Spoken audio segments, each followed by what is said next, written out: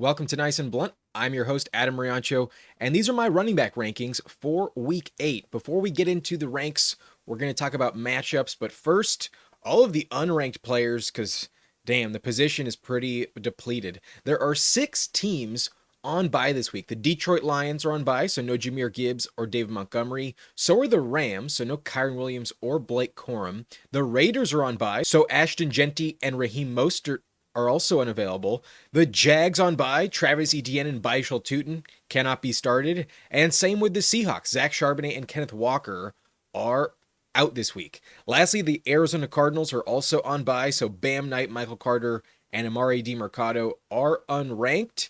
Trey Benson might come back next week after the bye, though. There's also other players unranked due to injury, like Austin Eckler out for the year. So is Najee Harris and James Conner.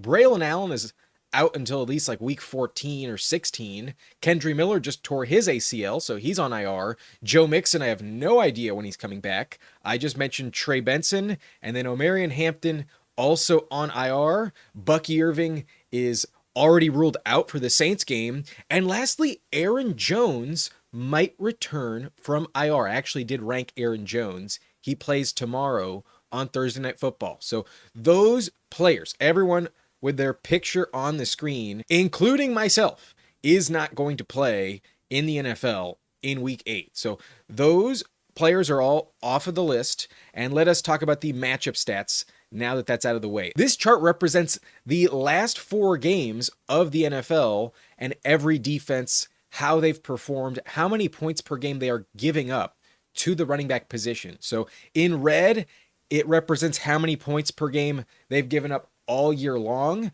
but we are avoiding some of the early sample sizes. September is much less relevant now that we are getting close to Halloween, and I only want to focus on the last 4 weeks as a main reference point. And interestingly enough about this chart, there's actually like 2 big classes of positive matchups and bad matchups. All of the teams in the middle of the chart are on a sharp, steep decline, starting around 23 points per game, down to roughly 17. Below 17, that's definitely the bottom, but above 24, that's definitely the top.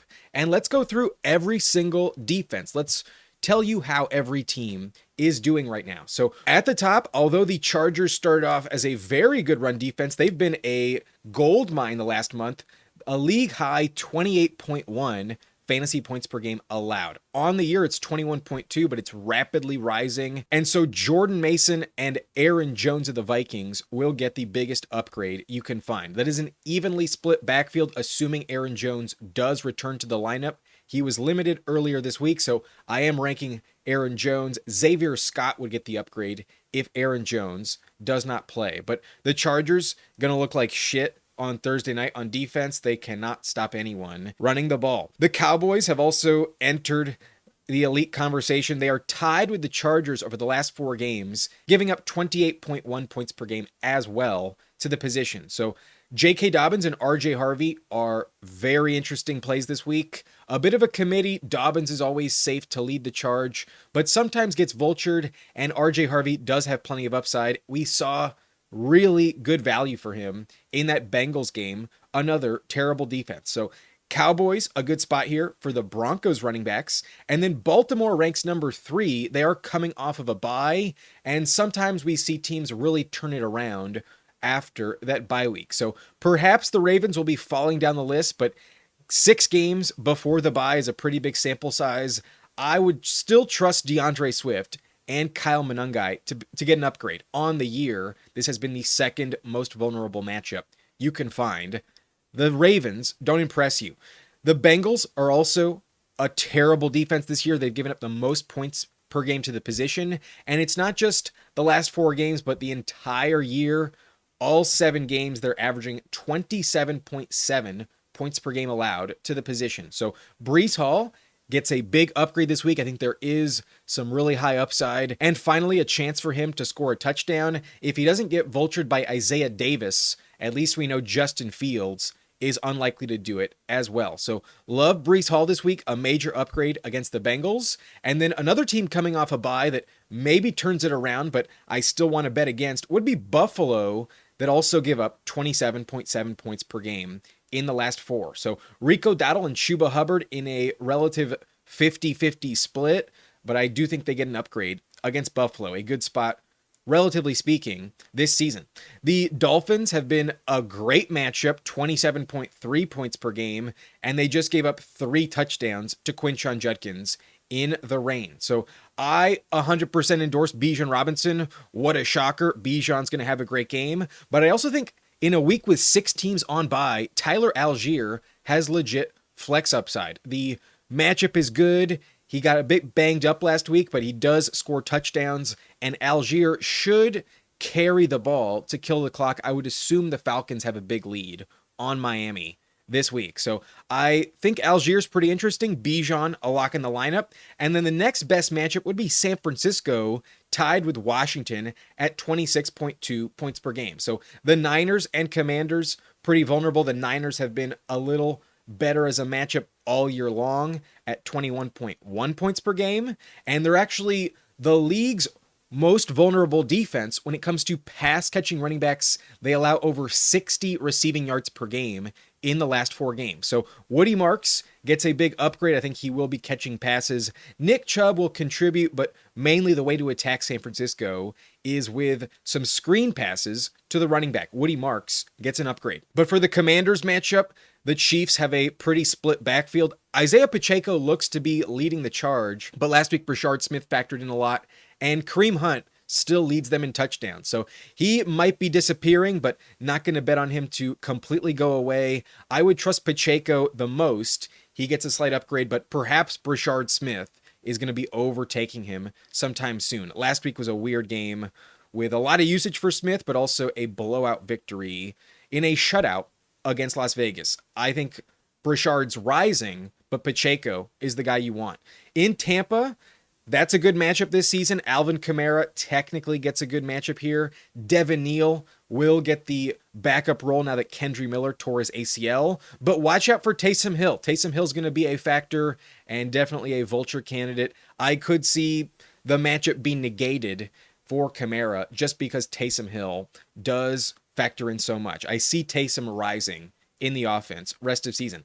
In Tennessee, they've also been a very good matchup. They get Jonathan Taylor this week, so going to trust Taylor absolutely, but perhaps Amir Abdullah does get another vulture touchdown in garbage time. Philadelphia ranks number 11, the last defense allowing more than 24 points per game, tied with Tennessee here. Cam Skattebo torched them 2 weeks ago, and Tyrone Tracy does factor in a little bit. So an upgrade on paper for them, but Jalen Carter comes back.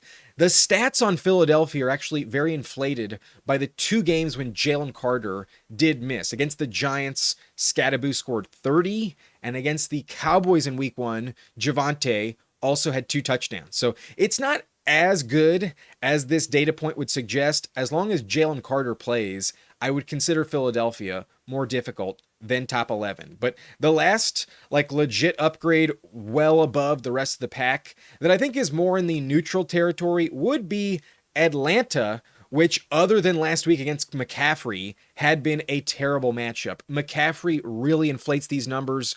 23.1 points per game the last 4, but on the year down to 19.1, and still McCaffrey inflates that average. So I actually don't think DeVon Achane and Ollie Gordon get an upgrade as this data point would suggest. The Falcons, I think, are much more difficult on defense than last week would have suggested. But moving on, I think we're in the clear neutral territory, and 4 of these next 6 teams are actually on bye. So Las Vegas and Arizona, ranked 13 and 14th on the list, are off the slate, so that's irrelevant. These next 2 teams are New Orleans and Chicago, and at 15 and 16 on the list, Rachaad White and Sean Tucker get a neutral matchup, no upgrade nor downgrade, and same applies to Derrick Henry and Justice Hill. So if you were relying on Rachaad White and Derrick Henry, I think they are good starts. I'm definitely not bumping them down just because I'm afraid of the Saints and Bears. But the Bears have been getting better on the year. They are much worse than the last 4 games. And since the bye, just the last 2 games, they would rank much lower. So I'm a little hesitant to fully endorse Derrick Henry, but overall, it's a neutral matchup.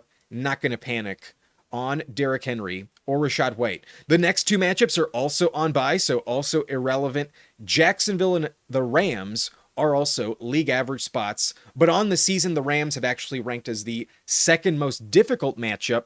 There are some touchdowns recently that do skew the numbers. They also gave up over 100 yards to Derrick Henry, but on the year, the Rams are much more difficult. Thankfully, they are off the slate in week 8.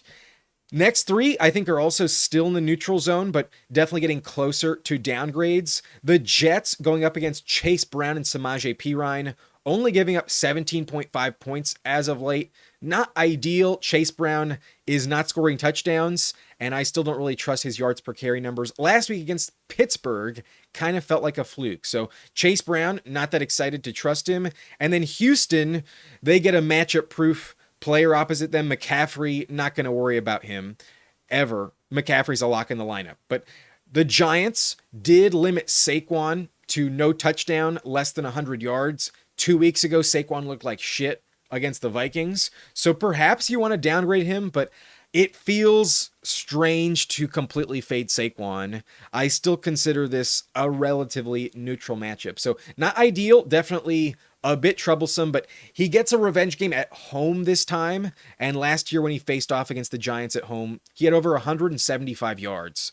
I think we're still starting Saquon Barkley, despite some diminishing returns the last few weeks.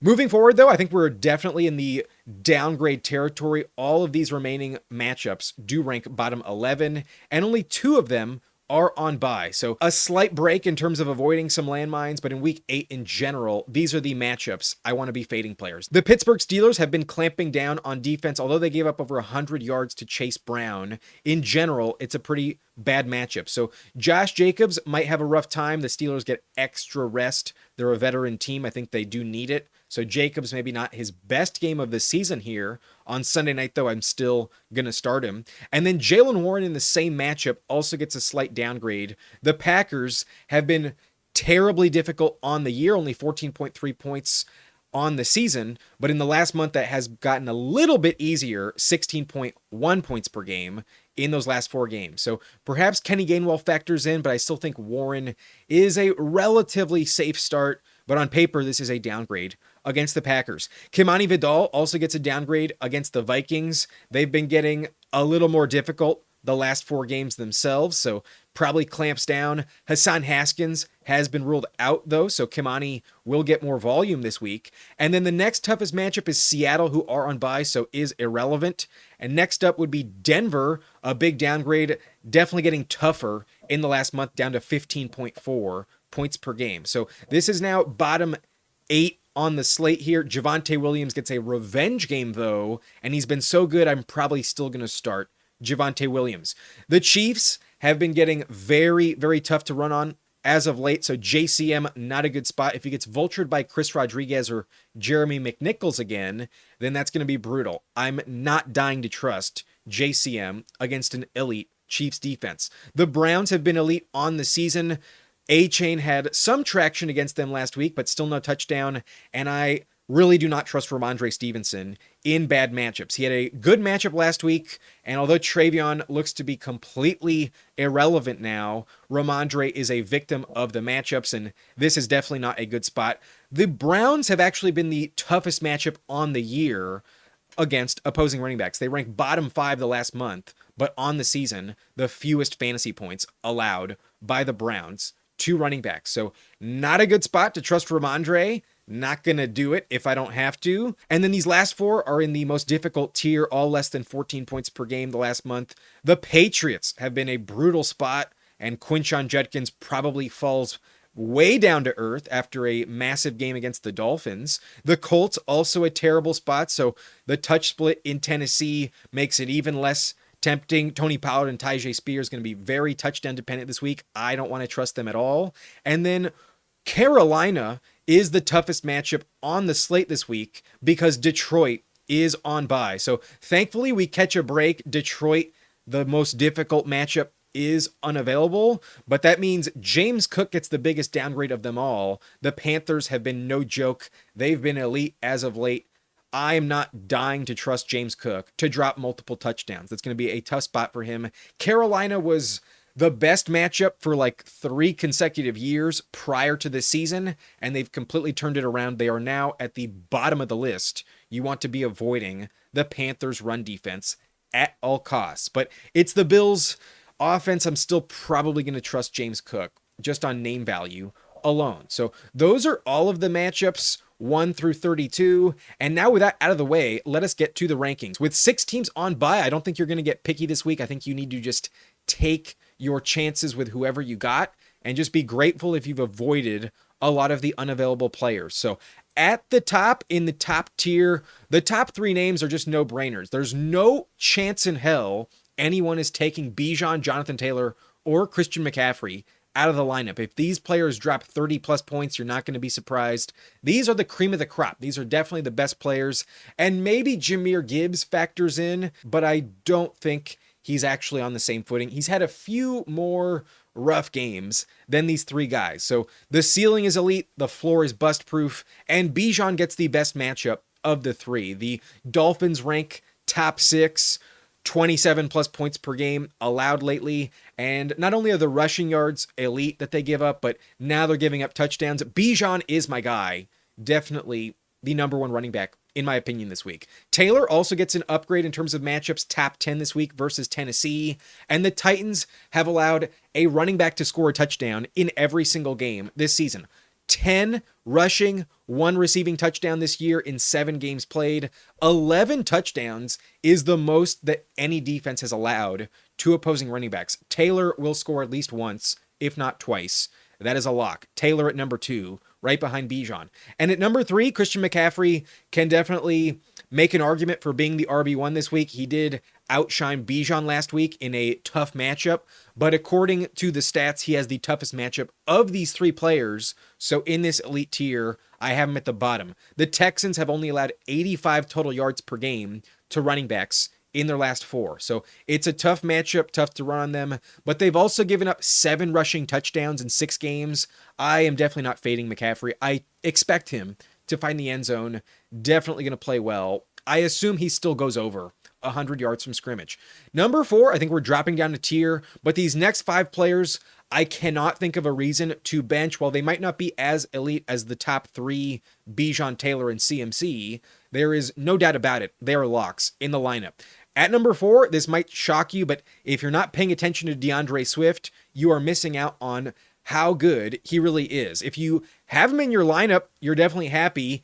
Not only does he get a top 3 matchup this week, but Swift has been one of the best running backs in the league since the bye. The last 2 games, the Bears are running the ball at a pretty high rate, and Swift is their workhorse. An average of 22.4 points per game since the bye in his last 2 games. On 18 touches, only 1.5 receptions. So in PPR, maybe he's not as valuable, but he's hyper efficient, over 100 rushing yards in back-to-back games, 156 total yards per game, and a touchdown in each game. So 2 touchdowns total, 7 yards per carry. Swift is looking amazing in the Ben Johnson system. So it's not just Dave Montgomery and Jahmyr Gibbs' talent why a Ben Johnson running back can shine. Swift is on display, and he's looking amazing. I always knew he was talented. He's just finally getting everything together, and boy, is it panning out pretty well. So I cannot think of a reason to fade him.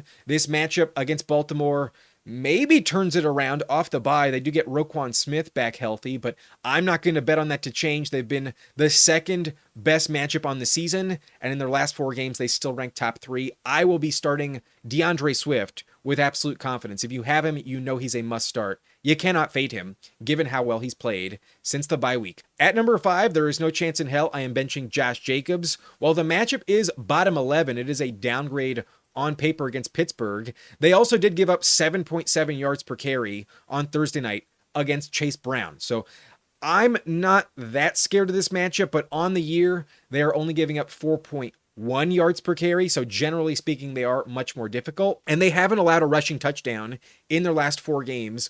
Only 84 rushing yards per game from the Steelers. So you're going to be looking to Jacobs for a touchdown. He would need to buck those trends. But in his last 3 games, he has 6 total touchdowns, 2 touchdowns in each of them. So I'm still going to bet on Jacobs. I think he's a lock in the lineup, pretty bust proof in general. And in reality, the offense in Green Bay still leans on Jacobs as their main identity. I don't think it's pivoted to Jordan Love as a pass-first offense yet. So not going to fade him, although the matchup is a downgrade. This is kind of the lowest I can go with 6 teams on bye. Jacobs still remains top 5. 2 touchdowns wouldn't shock me for the 4th game in a row. Number 6, we got DeVon Achane at Atlanta, and I'm not going to fade him. On paper, the last 4 weeks, the Falcons do rank as a top 12 matchup, but almost all of that is skewed in favor of Christian McCaffrey. If we remove that game, then the Falcons are only allowing 14.8 points per game. That would rank as a bottom 5 matchup. So in reality, I really don't think the Falcons are actually as vulnerable as the stats would have suggested. I mentioned that when we were breaking down the stats about 5-10 minutes ago. So I'm not going to panic on Achane. He's still matchup proof. If anything, he's closer to Christian McCaffrey than one of those players that is vulnerable to bad matchups. But there is cause for concern, especially indoors. The Falcons have played much better this season. So that's mainly an offensive trend. The defense has been good across the board, but you're just hoping that Achane is as matchup proof as McCaffrey, and that this top 12 matchup does prove to be a positive one. In my opinion, it's more of a bottom 5 matchup, so that's why I'm not dying to rank Achane above the purple line. But at number 6, you cannot bench him based on name value. He's been too good this year.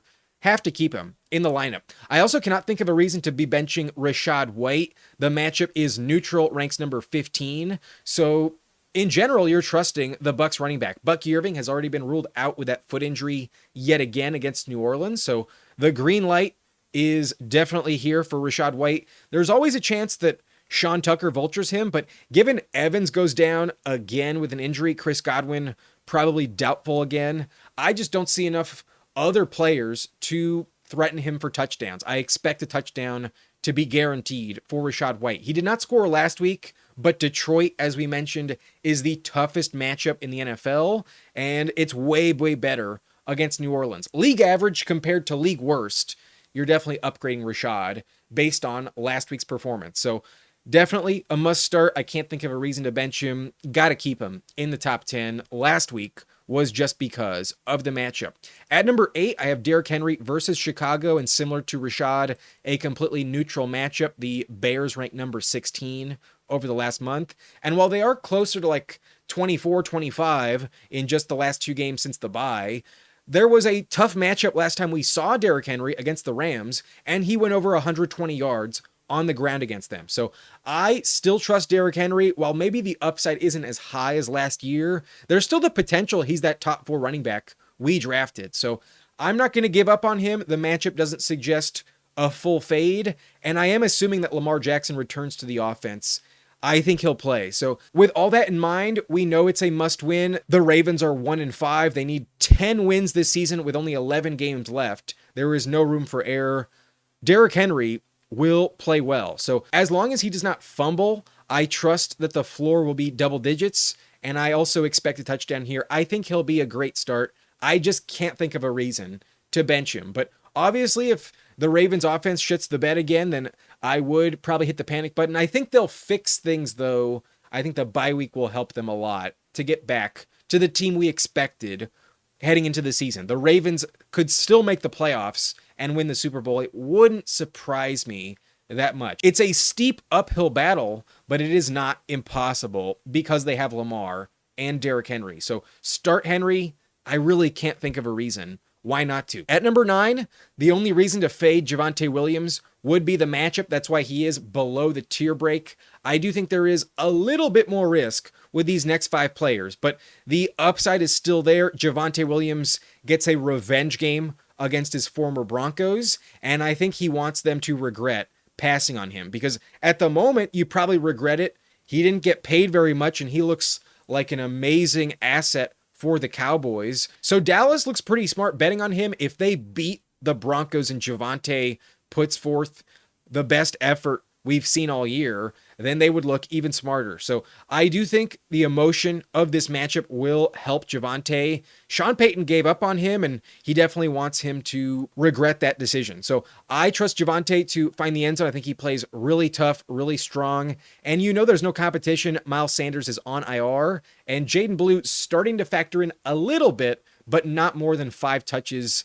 I still trust Javonte to get 80+% of the workload. So definitely trusting him. While it is a bottom 7 matchup, the Broncos have been tougher lately. He's been a top 10 running back this season. So not going to overreact, not going to pretend like I'm worried. I trust the Cowboys offense. They're a juggernaut, and I expect, even if he's limited on the ground, to still see enough volume in the passing game to cover you. The floor, I think, is bust-proof, and Javonte has a very high ceiling against his former team. Start him in a revenge game at Denver. At number 10, I'm going to keep starting James Cook with confidence, but I did mention it given the Lions are on bye. This Panthers matchup is the most difficult you can find this week among all matchups. So 13.7 points per game allowed by Carolina. That is a very tough spot here, but I expect the Bills offense to have a get-right game, given they lost to right before the bye. They're going to fix a lot of their mistakes, and I expect them to get back to leaning on the run. When they were winning, when they went 4-0, James Cook was the main engine of the offense. So if that's what was working before it went to shit, why not go back to it? I expect James Cook to be heavily relied upon yet again. I'm sure it wasn't fun watching Ray Davis vulture a touchdown against the Falcons week 6, but that's really not something we've seen at all this year. I wouldn't expect it to be happening too often. And I don't want to dismiss the red flags entirely. The matchup is definitely very difficult, but that's why I didn't rank him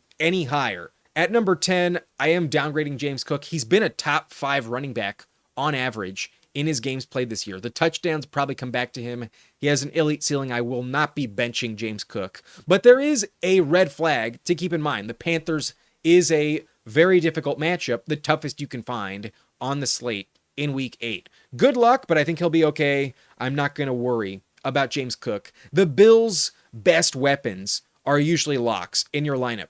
At number 11, I want to consider Saquon a lock in the lineup, especially in a revenge spot here versus the Giants. But 2 weeks ago, he didn't really turn that into anything, had less than 10 fantasy points. And then last week, following it up with extra rest against Minnesota, he was even worse. He really shit the bed, did not show up at all against the Vikings. He had his worst game of the year, only 42 total yards on 19 touches. I can't quite put my finger on what's wrong with him this season, but I can't imagine you feel good about starting him this week. At least he gets a bye to regroup in week 9, so if he gives you another bad game, you'll at least sigh some relief that, hey, I don't have to start Saquon in week 9. He's on bye. But it's not going to be fun if he shits the bed again. I'm definitely worried about it, but I understand why you still want to bet on him. Like, it's Saquon. He's on the Madden cover for a reason. He had 2K yards last year.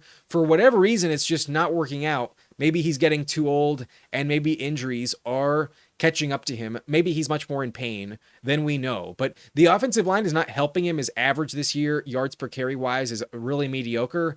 And at some point, I would expect him to explode with a major game. So perhaps it happens in this revenge spot. It was interesting because last year he sat out week 18 and he did not play at MetLife. So 2 weeks ago was actually his first return to the Giants home stadium since becoming an Eagle. And last year when he played in Philly against the Giants, he had over 175 rushing yards and a touchdown. So I am hopeful that this game in Philadelphia goes back to that. Maybe last week they were saving him, but that's really not the case. The volume was still pretty high, and he just did nothing with it against Minnesota, which was a good matchup on paper. It was indicative that he is just not himself anymore. So I can't bench him. I just don't think you can. Benching him against the Giants in a relatively average matchup doesn't feel wise, but boy, you can't feel good about him. I could definitely see him fall out of the top 20, but the reason why I cannot bench him and why I'm dismissing the red flags is because he literally still has the number 1 overall ceiling in fantasy this week. If you told me Saquon is the best play among everyone, I would not be shocked. He still can do that I'm not going to bet against it, but I am kind of happy that we get a break from him with the bye right after this. I hope he's much better after the bye. If he shits the bed, though, I might be dropping him well outside the top 16 after the bye. I'm kind of at my rope's end with trusting Saquon. The only thing keeping him here is the name value.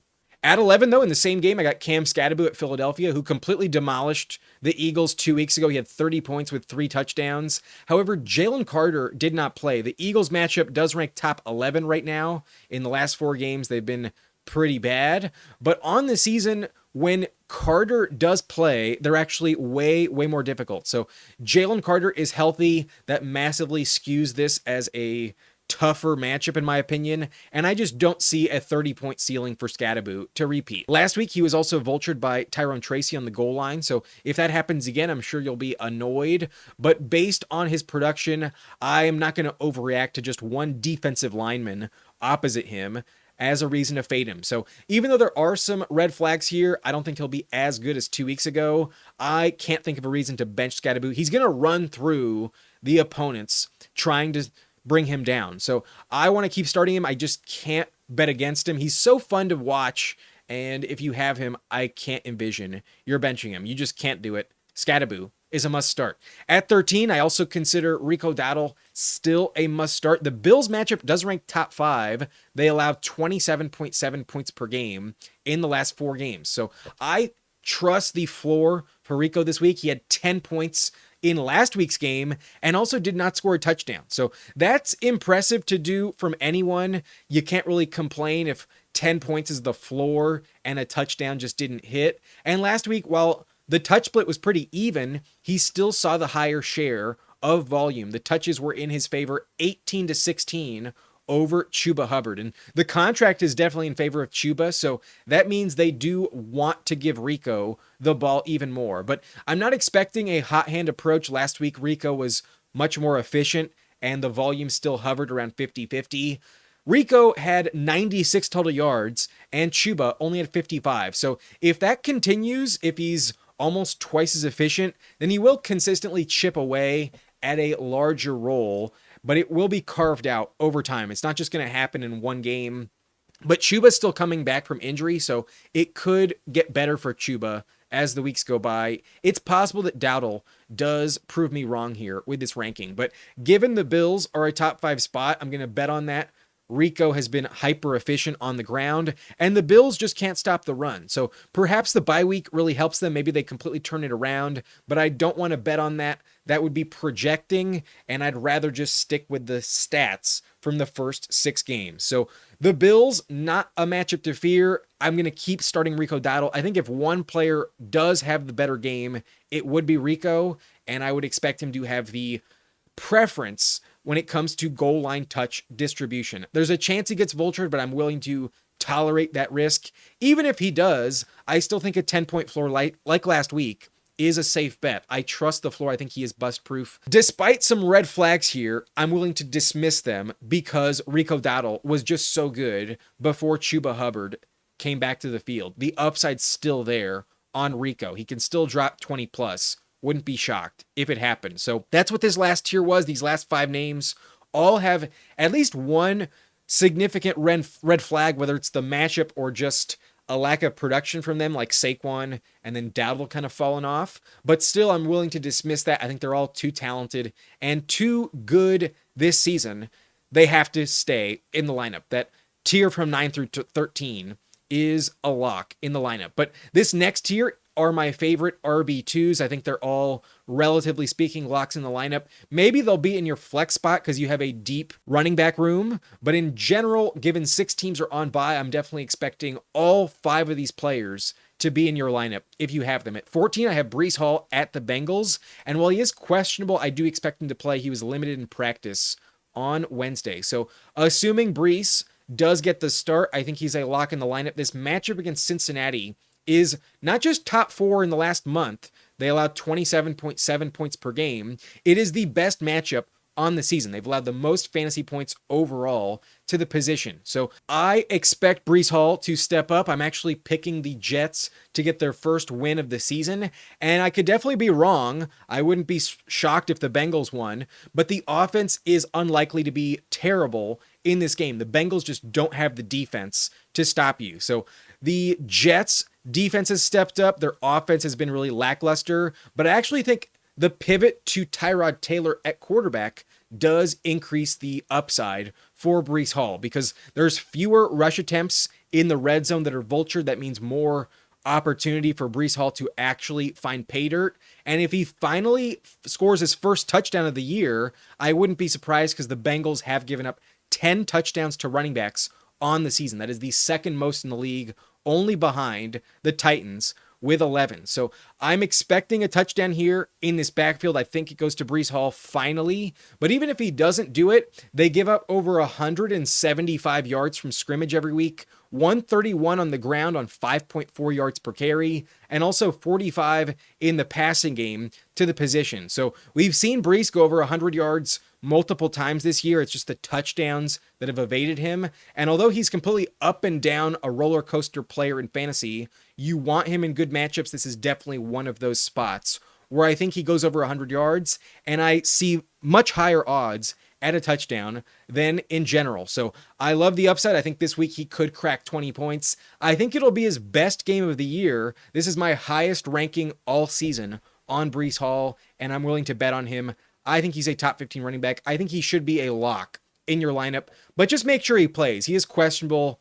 I think he'll suit up. He was just limited on Wednesday. I think he'll be upgraded to full by the end of the week. So I think he dominates. I'm telling you to start Breece Hall in week 8. At 15, I have J.K. Dobbins versus Dallas, who gets the second best matchup in the last 4 games, tied with the Chargers. So technically number 1. I'm not going to be fading running backs against Dallas. While Dobbins could get vultured by RJ Harvey any week, he is clearly the main guy, and I would expect the rushing volume to carry him. In general, he has an 80-yard floor, and the Cowboys in the last month are allowing just shy of 130 rushing yards per game on 5.5 yards per carry. So Dobbins is going to be very efficient. While he might be capped at like 16 attempts per week, I think that'll turn into roughly 80 plus yards on the ground. Maybe he goes over 100 like he did against the Bengals, but in that game, RJ Harvey also stepped up, and I consider it a similar matchup to that game on Monday night a few weeks ago. So I trust Dobbins from a floor standpoint. He is the RB1 in Denver. However, if the Cowboys offense really plays well, maybe the game script goes away from him. The Cowboys are also allowing 64 receiving yards per game to the position. So that's the second most in the NFL behind the Niners in the last month. And RJ Harvey is definitely more involved in the passing game. Dobbins is not really a lock for more than 1 reception in any matchup this year. So as long as he scores a touchdown, I think he has a very safe path to double-digit points. But if he does get vultured, then you might be disappointed. But I think he'll be fine starting J.K. Dobbins. I'm projecting 80-plus yards and a touchdown. So I'm expecting 14-plus points. I think he's a very good play in Week 8. I'm not going to panic. I don't think R.J. Harvey will have a good game at the detriment of J.K. Dobbins. I think Dobbins is still a very safe start against Dallas. At 16, we have Jaylen Warren versus Green Bay, and I'm a little bit worried the matchup is bottom 10, but more specifically on the ground is where the Packers are difficult. The Jaylen Warren usage is pretty involved all over the place, so I expect if he's not getting it going on the ground this week, he'll just step up in the passing game, and I think he'll cover you. I think the floor is going to be pretty safe. While maybe the touchdown isn't a lock, I would also expect about 80-plus yards from scrimmage, similar to J.K. Dobbins. So with extra receptions, that should give you 10-plus points. I think the floor for Warren is very safe. While the upside is definitely not elite, I would never consider him top 10. I do think he's a reliable top 20 play, especially with 6 teams on bye. I don't want to get picky. He's been a safe start every week this year, and I would trust him. I think the floor is relatively bust-proof on Jaylen Warren. You might not get a touchdown, but I think Rodgers plays very well in a revenge spot. He had 4 touchdowns against the Jets week 1, and I see something similar. He might not give you 100 yards like he did against the Bengals, but I would expect about 75 and roughly 3 receptions. 9+ points is safe. And if you get a touchdown, you'll get 15+. I trust Jaylen Warren in this matchup against Green Bay. Some relatively safe outcomes, in my opinion. At 17, we have Quinshon Judkins at New England. The reason why I'm lowering Quinshon dramatically is because I think he's more of a matchup-dependent player than anything else. If we look to last week, he had 3 touchdowns, and you're probably saying he should be top 10. He's amazing. He can offer an elite league-winning ceiling any given week. But that was against Miami. 2 weeks ago, he was much, much worse against Pittsburgh, who have been a tough matchup this year. The Steelers only allow 4.1 yards per carry. And this week he goes up against the Patriots, who over the last month rank bottom 4 in terms of matchups, only giving up 13.9 points per game. Yards per carry wise, the Patriots are really difficult to run against. They only give up 3.2 yards per carry this season, and this is a very difficult spot. But Quinshon is very talented. He is a bit volume dependent though, so if you're telling me 3.4 yards per carry is what happens again, that's what he did last week against the Dolphins, then he's going to be reliant on insane volume to hit again. 25 touches is really the only saving grace last week. It turned into 3 touchdowns. That is not going to happen against the Patriots. The Patriots have only allowed 1 touchdown in their last 4 games. So if the game script goes away from him, I could see the touches drop by like 10. Last week he had 25. If you told me he only has 15 and averages 3 yards per carry, he will be very touchdown dependent. But he's been a beast this season. He has 4 games with 80+ yards out of 6, and he also has 5 touchdowns in 6 games. So I would trust him to be the safest Brown to find the end zone. I think he'll be fine, but I am downgrading him. I think he's going to be riding the wave of good and bad matchups, and in a rough spot, he'll be much closer to RB20 than RB10. But with 6 teams on bye, I'm not going to get picky. Off of last week, I still consider him a safe high-end RB2 at 17. Can't imagine you bench him. At number 18, I actually have Aaron Jones right behind Jordan Mason at 19. They are both straddling this tier break, but the player I would start above the other would be Jordan Mason. Aaron Jones is not a lock to play. He is practicing, but still technically on IR. But because they opened his 21-day practice window, he can come off of IR at any time. So I'm assuming that will happen tomorrow in the early afternoon. I think Aaron Jones will suit up against the Chargers, but there is a chance he does not. If you're telling me Aaron Jones does not play, then Jordan Mason would probably move up the rankings by a couple spots. But I still trust Jordan Mason to be the main cog in the offense. I think on the goal line, he is the safer bet to find pay dirt. And I want to be starting running backs against the Chargers. Over the last month, they've been terrible on defense. A lot of injuries have led them to become the best matchup on paper in fantasy for the running back position, an average of 28.1 points per game allowed. We've seen multiple touchdowns in each of the last 3 games, 3 by Taylor, 2 by Achane, and 2 by JCM. So there's at least 1 touchdown that feels locked in for the Vikings running backs this week. It could definitely be that both running backs score, and they're both very safe starts. So you want to trust this matchup. The Chargers are going back to their Brandon Staley days when they were a great matchup on the ground. So given J.J. McCarthy is not going to get the start, that Michigan advantage from Jesse Minter's defense, I think, gets negated. Carson Wentz offense should be fine. It's been moving the ball pretty effectively. So with Aaron Jones coming back to the offense, that looked like a pretty good 1-2 punch back in week 1. They complemented each other pretty well, and I could see a deep touchdown for Aaron Jones in the passing game paired with a punch-in 2-yard score from Jordan Mason. So I think both of them are top 20 plays, but I think Mason, given he's much healthier, is the safer option. That's why I have Mason above the tier break and Aaron Jones below it. But if you're telling me Jones doesn't play, I would bump up Jordan Mason by 3 spots. I'd have him at RB15. I think he would be a safer start than J.K. Dobbins and 1 spot behind Breece Hall. I think Mason would be a very, very good play. But even with Aaron Jones expected to come back, I'm not bumping him down very much. I still have him in the same tier at RB18. I want Jordan Mason in my lineup. I trust that the Chargers matchup is one you want. So start both of them. I think if Jones is activated, he has some of the highest upside of any player remaining. But I mentioned it, he is behind the tier break, so it does get a bit more risky. These are my favorite flex plays moving forward, and these next 6 players, including Aaron Jones, I think should be in the lineup at running back. You can't get too picky this week, and I think the floor is relatively safe for all of these starters across the league. But Jones is technically the backup, so maybe you're more concerned than I am, but I think the matchup is just so good. I want to be betting on the ceiling against the Chargers. Aaron Jones, I think, is top 20 in the ranks this week.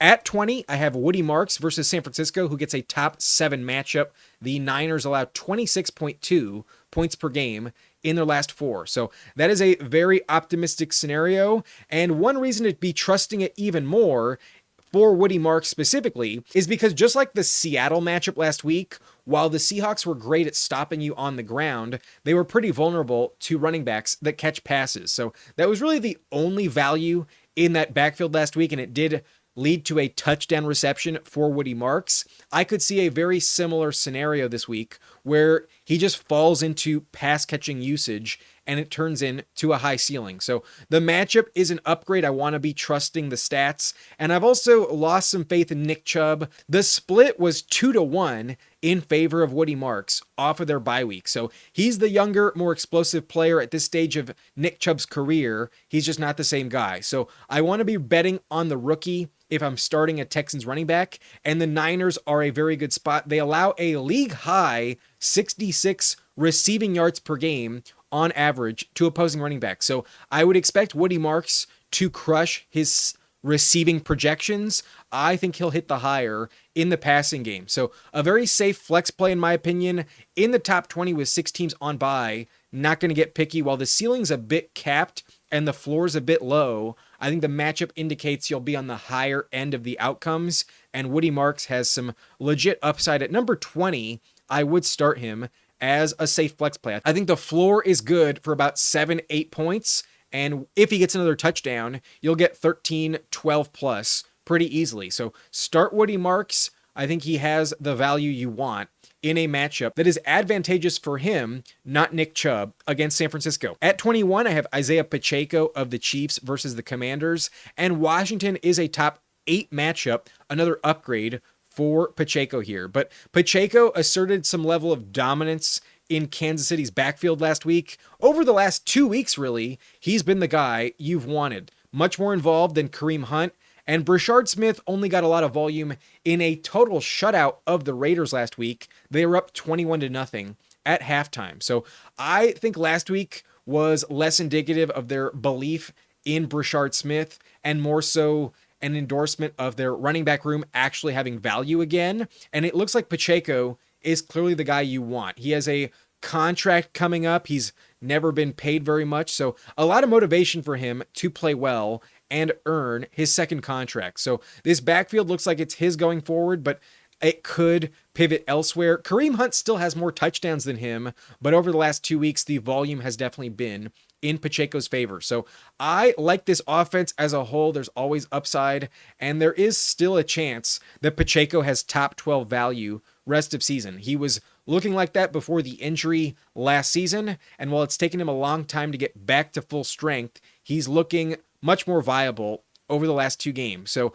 I like his upside. I like his floor. The matchup is good. I don't see a major reason to be fading him other than the concerns that this goes back to a heavy committee. It could be a 3-man backfield, but at the moment, I think Pacheco is locked into just over 50% of the touches. I think it'll be split between Pacheco at about 55%, and then Kareem Hunt and Brashard Smith will battle it out for the rest. Not going to be upset if Pacheco is my flex this week. At 22, I have Chuba Hubbard versus Buffalo, and the touch split was relatively even with Rico, but it did favor Dowdle last week. 18-16, though, is very close to each other, and I think at worst it'll be 55-45, even if it starts to dwindle in more favor of Rico Dowdle. So I'm worried that off of the injury, Chuba is just not 100%, and maybe that's why he was less efficient last week. But at some point, I know he'll score a touchdown. They're not going to move off of him given the contract that they paid him. So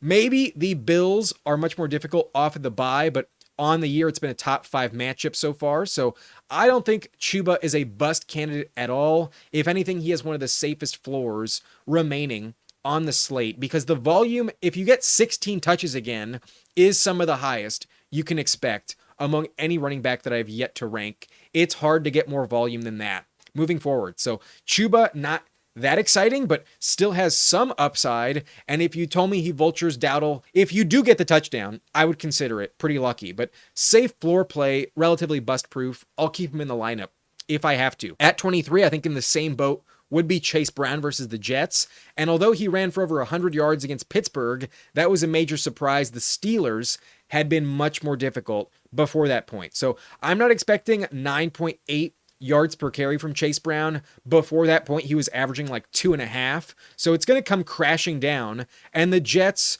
aren't the toughest matchup. They're fairly average right now, but they are technically a downgrade. They are below the top 16 on paper. They rank as number 19 in the last 4 games in terms of matchups. So overall, it's neutral, and that means I'm not expecting the world from Chase Brown. He has basically a capped 10-point ceiling, and that was in week 1 when he went over 10.5 points. So I really don't trust the ceiling at all, but he's also had a relatively bust-proof floor. Like 7 or 8 points is kind of his average over the last 5-6 weeks. If that's what you get with 6 teams on bye, that's fine. You know, I'm not going to be too upset. Beggars can't be choosers. And although there is definitely not week winning upside with Chase Brown, I just don't think he'll burn you completely. So the Jets maybe clamp down. Maybe it's like that Broncos game where Dobbins only had 40 rushing yards, but I would expect Chase Brown to give you at least like 60 from scrimmage, and he usually catches like 2-3 passes. I think he'll give you about 8 points. That's fine. It's not exciting, but it's not terrible. It's usable. And with 6 teams on bye, I'll take what I can get. So if you have Chase Brown, just be grateful it's not worse. And this matchup isn't a downgrade. So hopefully he gets back to last week's production, but I really doubt it. Chase Brown is not a player I really believe in until Joe Burrow comes back. But 8-7 points is a safe projection. That's what he's been offering since Burrow went down. At 24, the last player in this tier, the last starter I'm like relatively confident in from a floor standpoint would be Kimani Vidal versus Minnesota, who gets even more volume this week, most likely because Hassan Haskins has been ruled out for Thursday's game. But the Vikings are a bottom 10 matchup the last 4 games, so there is some rough upside here. They really shut down Saquon last week off the bye. So maybe they're even tougher, but if you're getting 90% of the volume, you have to trust that turns in to a similar floor to Chase Brown. I think 7-8 points is what you'll get from Kimani Vidal. But last week he was really inefficient, only 20 yards on the ground. The Colts are also a really tough matchup. So the Dolphins matchup is just so good. That's why Kimani was great in his breakout performance. But not expecting the world from him, just a relatively safe floor. You're not going to get completely burned, but similar to Chase Brown and Chuba Hubbard, it's a bit hard to project more than 8 points. You'll need a touchdown. He's very dependent on that for double digits, and it might happen, but I think Herbert definitely favors the wide receivers and even Oronde Gadsden. So not my favorite play, but he is a starter with 6 teams on bye. That is valuable, and from a floor standpoint, I think you get a reliable 17-ish touches, and hopefully 5 of them are catches. You'll need some extra PPR points to pad the stats, but not expecting the high ceiling here. The Vikings are a tough spot.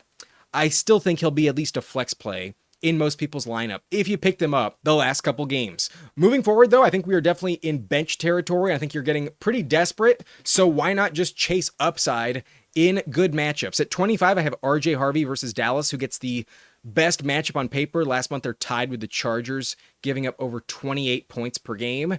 And J.K. Dobbins does not do it all himself. RJ Harvey has been expanding his role. Last week, he scored another touchdown, and he definitely catches more passes than Dobbins. The Cowboys give up over 60 receiving yards per game to the position, and Harvey should capitalize in that department. So I could see a shootout. I could see the Cowboys offense look really good, and the game script require Denver to throw the ball. I could see RJ Harvey have a really good game. I think it's a similar spot to that Bengals matchup a few weeks ago. So Harvey has showcased some elite upside, but in general has a very unreliable floor.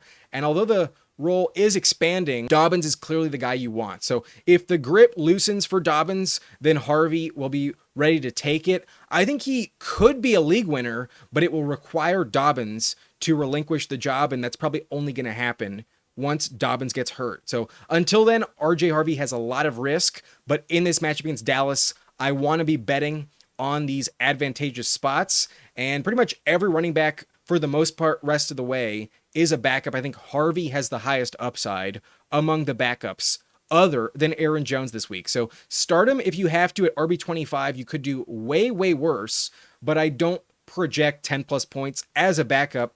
You need a touchdown that's very hard to bet on with RJ Harvey, but good luck. There's some massive upside. The Cowboys matchup is definitely a good spot. At 26, Alvin Kamara gets a top 10 matchup against the Bucks, but he is questionable. He was limited in practice with an ankle injury on Wednesday. So at age 30, I'm not excited to see that.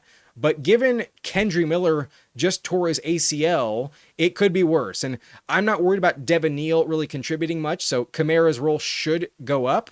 However, in general, I think Taysom Hill will be the main benefactor with Kendre Miller going down. So there will be a spot here where Taysom just fucking crushes and completely vultures Kamara for everything. At some point that will happen, but to bet on it is pretty random, and it's not what I'm going to do. So Kamara should have a decently high floor, but he's been really inefficient lately. In his last 3 games, he's averaging just 29 rushing yards per game on only 3 yards per carry. But thankfully, Tampa Bay does allow a league high 62 receiving yards per game to running backs this season. So Kamara should be involved in the pass catching department. However, he has a 10-point ceiling. He has not done that since week 2. And since week 1, he has not found the end zone. So I'm expecting Taysom Hill to vulture him. I'm just not seeing the value in the Saints offense in division.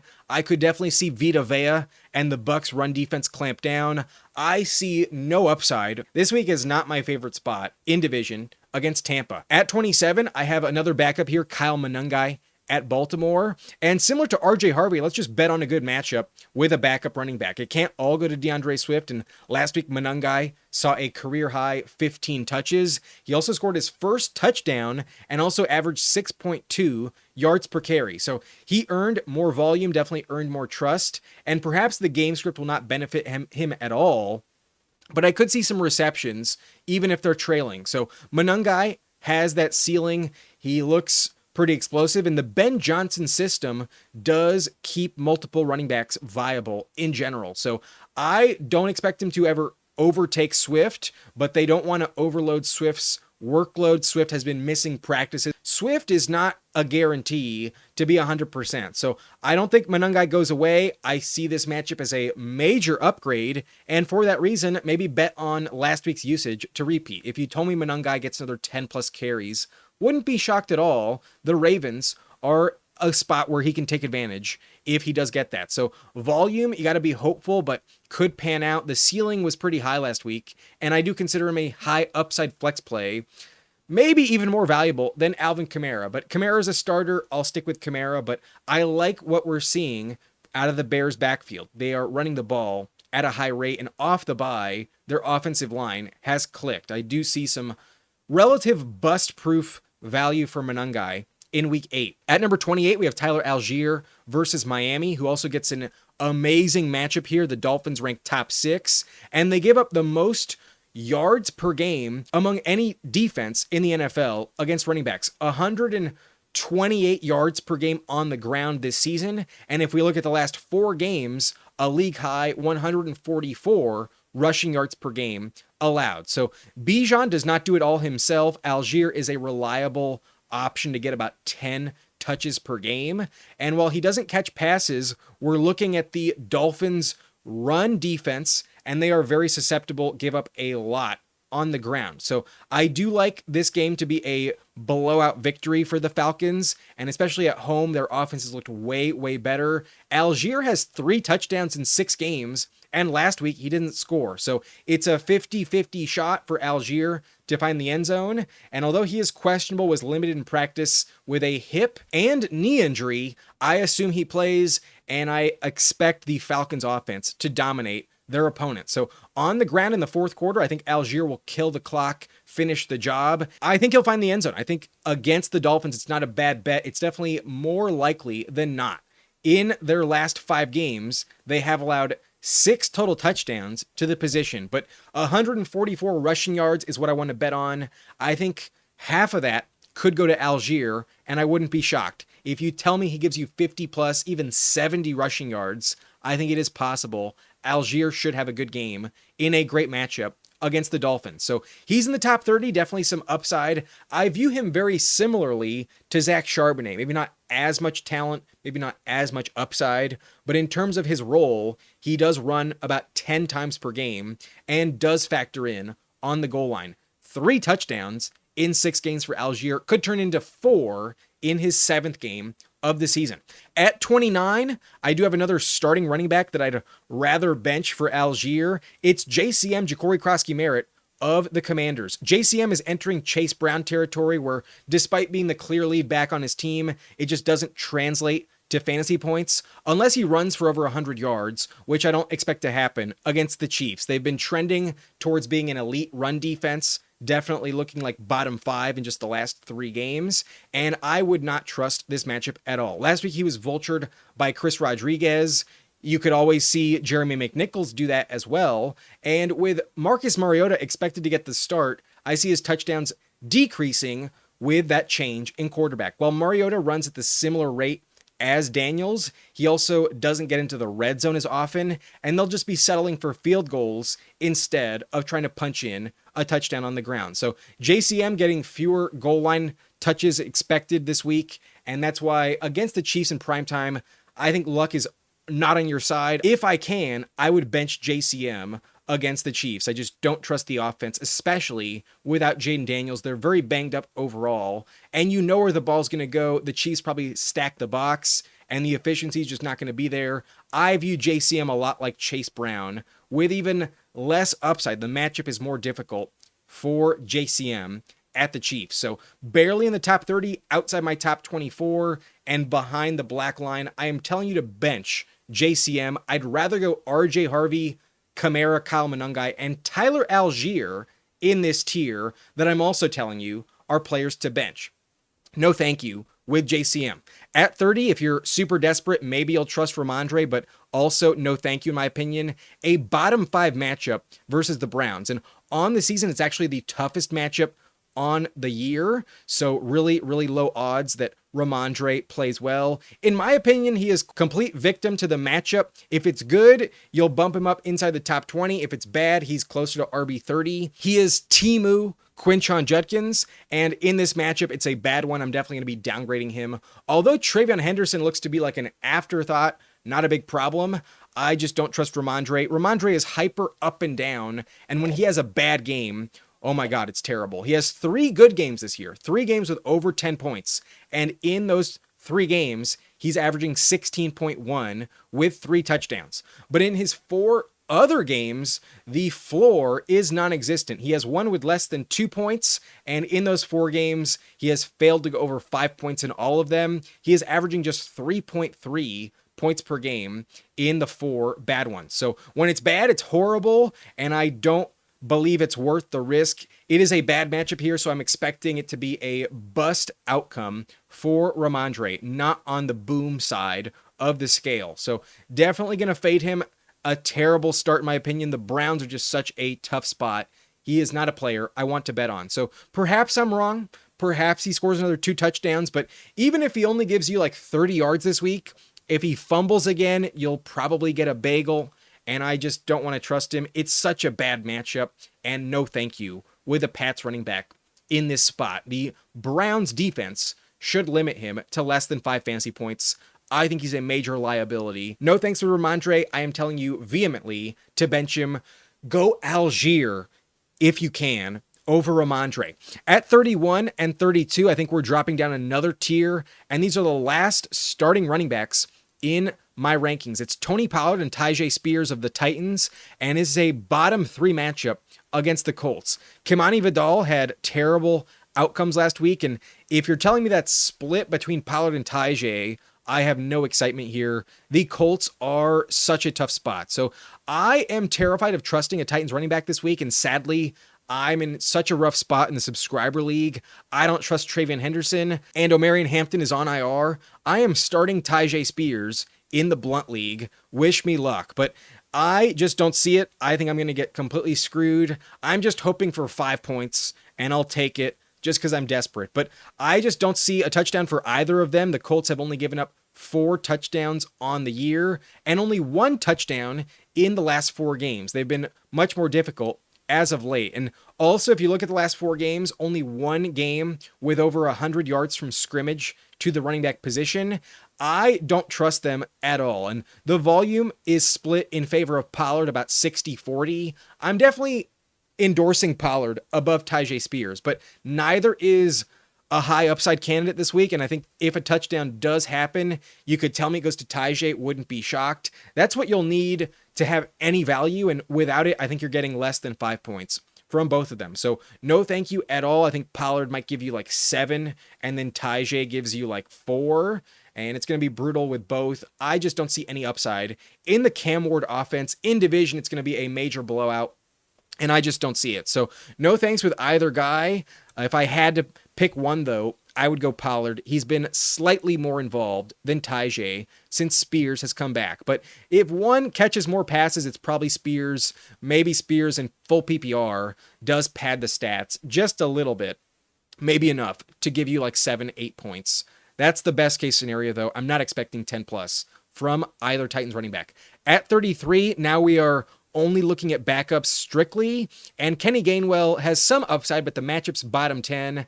At this point, it's just pretty brutal, and you're just hoping for some level of a vulture touchdown. So against the Packers, maybe Gainwell does factor in. He's the change of pace back, and the Packers do give up some good receiving numbers. So there is some upside. Rodgers should play well on Sunday night, but odds are the touchdowns go elsewhere, and odds are Warren is the guy you want. Gainwell is reliant on a vulture touchdown. Without it, you will get fucked. But probably gives you at least like 8 touches this week. 6 or 8 is a relatively good bet. You could do worse than 6 touches, but Tyrone Tracy did have 9 touches last week, and one of them was a touchdown. So maybe he is factoring in a little bit more. He is reemerging slowly in this backfield. In his first game back against Philly, it wasn't good, but his role did double in his second week back in action. So that is encouraging, but you need a vulture touchdown. Tracy didn't really catch passes, so that doesn't help. That's why I'd rather go Gainwell. There's more likely 3 or 4 receptions for Gainwell than even 1 catch for Tyrone Tracy. So no thanks. You're basically hoping that he has the same role as Tyler Algier, and I don't like this matchup anywhere near as much against the Eagles, and I don't think they're going to be in garbage time in the fourth quarter. So Algier has a much better path for success this week, but they have similar roles most likely, but even Algier only scores 50% of the time. If that's the case for Tracy, then last week was an indication he will not score 2 weeks in a row. So Tracy, capped upside, needs a touchdown. I would rather bet against it, but worth rostering, that's for sure. At 35-36, I have the 2 backup Chiefs running backs, Brashard Smith and Kareem Hunt, and the matchup is top 8, but I'm only trusting Pacheco if I can. The blowout of Las Vegas was why I'm not dying to anoint Brashard Smith as the new Chiefs running back to own. I think Pacheco is definitely the leader in the clubhouse, but I'm not convinced that Kareem Hunt just disappears, although last week was pretty bad for Kareem Hunt. He still leads the team in touchdowns, and I could see him reemerge very quickly. So Brashard Smith, I think, is the better play. Interestingly, in the last 4 games, he has a minimum of 3 receptions in each of them. And last week, he did catch 5 passes. So in full PPR, he would be ranked higher. I would probably bump him up a full tier somewhere around Kyle Monangai and Tyler Algier. But I'm not expecting a touchdown for Brashard Smith. I would expect that to go to Kareem Hunt more reliably. And that's why I have them back to back. I still see relatively the same upside for both players, but I think Brashard Smith has a safer floor. I think Brashard Smith's role is expanding, and I'd rather bet on the young rookie rest of season than the aging veteran who probably gets hurt as the weeks go by. So I'd rather roster Brashard Smith, but I still think Kareem Hunt is in the same tier as him. I'm not a believer that last week against Las Vegas was indicative of what Brashard Smith's role will be moving forward. In general, he's not going to get more than 3 receptions and 4 rush attempts. Last week, I think was a fluke. But maybe I'm wrong. Maybe he will be closer to Monangai rest of season. That role might be similar for Brashard Smith. But Kareem Hunt probably doesn't go away.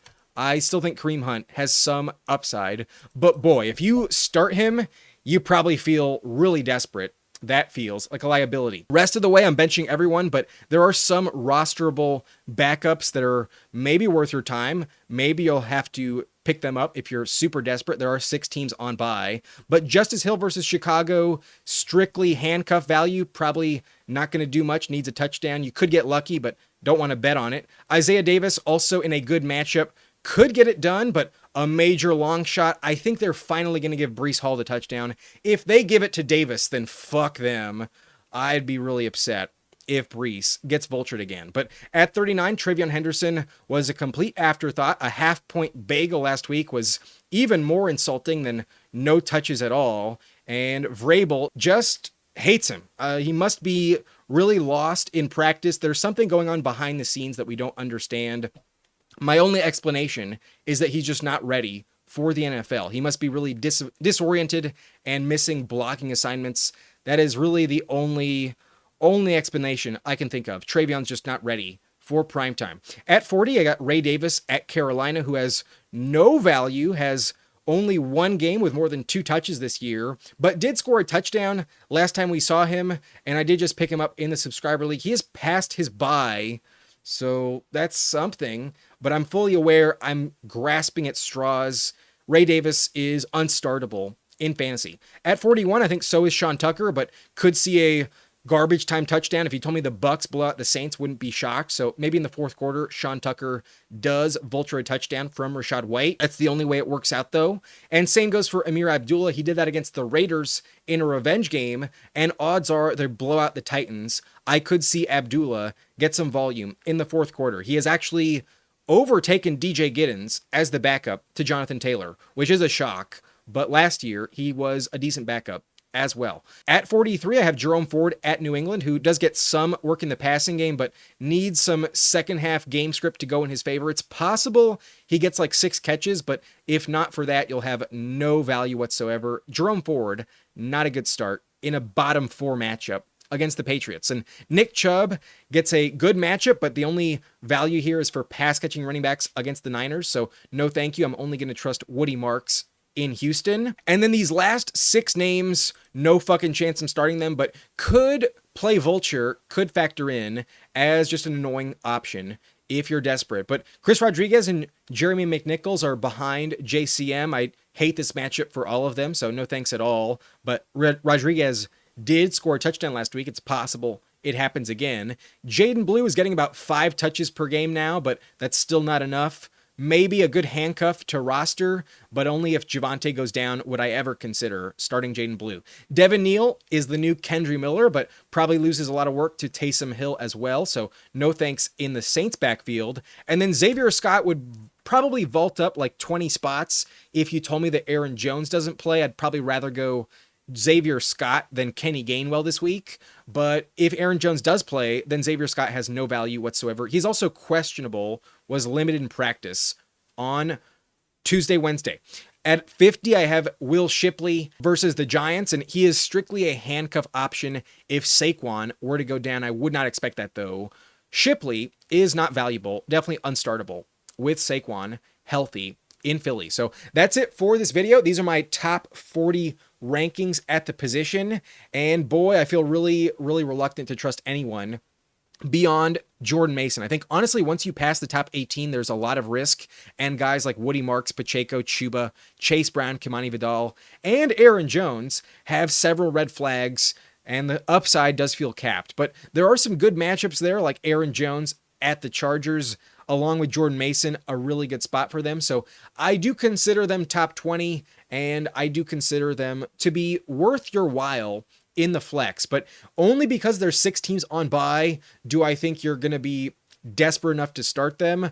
If anything, it just locks in everyone above Aaron Jones into your lineup. If you have any running back in the top 18, I just think you have to start him. You have to go with 2 every week. So with 6 teams unavailable, there's a lot of names missing, and beggars can't be choosers. If you have anyone in the top 13, I think you're going to be really ecstatic the argument to be benching them is going out the door. Bijan, Taylor, and CMC elite at the position, no brainers. Swift has been awesome, gets an amazing matchup, so got to keep trusting him. Jacobs a tough spot, but should score another touchdown. Achane is matchup proof. Rachaad and Derrick Henry get neutral matchups. They should be fine, should find the end zone as well. Javonte in a revenge game. James Cook with so much name value, the Bills probably get right on offense. Saquon, a revenge game for him as well. Skattebo torched the Eagles 2 weeks ago, so can't bench him. And then Rico Dowdle gets a top 5 matchup. I trust him more than Chuba Hubbard. But in the middle of the pack, the RB2s I love this week with upside are Breece Hall. I think he finally finds the end zone and goes over 100 yards. Love Breece this week at Cincinnati.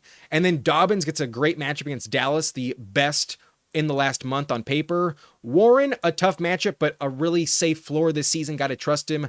Judkins, really talented, but a tough matchup, so a downgrade based off of last week's upside. And then, like I mentioned with Mason and Aaron Jones, great matchup for them. I want to start the Vikings running backs. But beyond Kimani Vidal, I'm trying to bench everyone, but I like the upside with some backups like RJ Harvey, Monangai, and Algier. I love their matchups. I think they're the highest upside, low-end flex plays. And I'd rather go with them than guys like Kamara, JCM, and Rhamondre. Some starters in the league I think are less valuable than 3 of those backups. But Tony Pollard and Tyjae Spears get a terrible matchup. They're splitting the backfield. No thanks at all with them. And then everyone else after that point is a backup. You need a touchdown, and it probably doesn't happen for any of them. So no thanks with Kenny Gainwell, Tyrone Tracy, Brashard Smith, and Kareem Hunt, but have offered some upside this season. And then once you hit Justice Hill, you are asking to lose. It's just so brutal at that point. I can't envision you start any of them, not even TreVeyon Henderson. So good luck this week. If you still have any questions, let me know in the comments. I'll happily answer your flex decisions. And a reminder, these ranks are intended for half PPR. If you need to adjust for full PPR, again, just let me know in the comments. That's it for this vid. My name's Adam Riancho, and I'll see you next time. Thank you for watching. Nice and blunt.